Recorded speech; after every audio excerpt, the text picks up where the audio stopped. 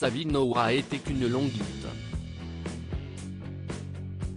Retrouvé mort chez lui à 60 ans ce samedi matin, Harry Boulogne, le fils illégitime présumé d'Alain Delon, avait eu une enfance difficile, loin d'une mère qu'il a finalement rejoint à 16 ans.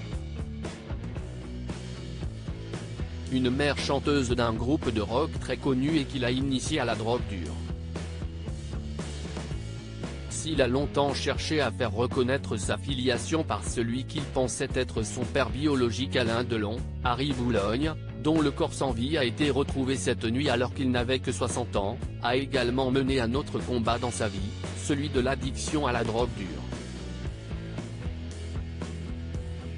Une bataille ardue pour lui, qui avait commencé jeune l'héroïne en compagnie de sa mère biologique, la chanteuse Nicole.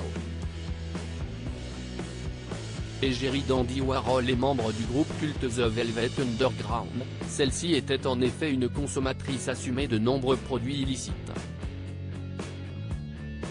Et lorsqu'à 16 ans, son fils qui a été élevé en grande partie par la mère et le beau-père d'Alain Delon vient définitivement la retrouver, elle le fait rapidement basculer.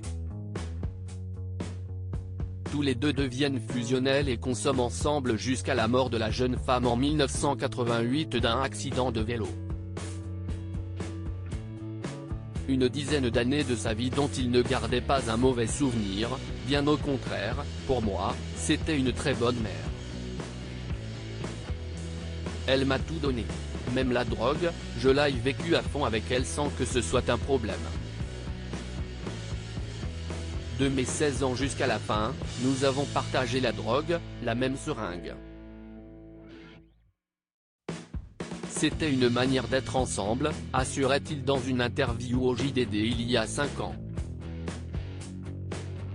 Une dépendance difficile à soigner pourtant, cette dépendance ne l'a jamais vraiment lâché, s'il a longtemps enchaîné les cures de désintoxication après la mort de la chanteuse et semblait saine n'être sorti au milieu des années 90, celui qui est devenu photographe serait retombé dans ses travers.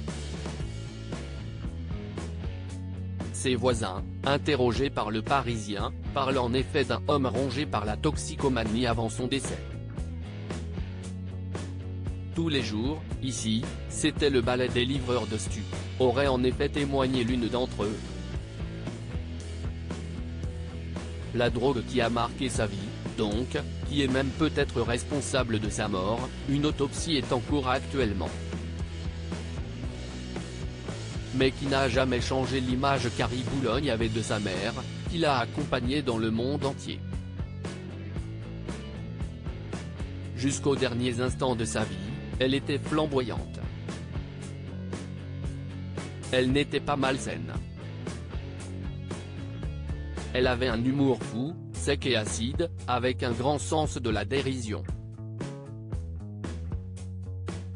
C'était une rock'n'roll woman, qui s'emparait de la scène comme une lionne, expliquait-il. Un bel hommage pour un homme qui aura vécu une vie faite de hauts et de bas.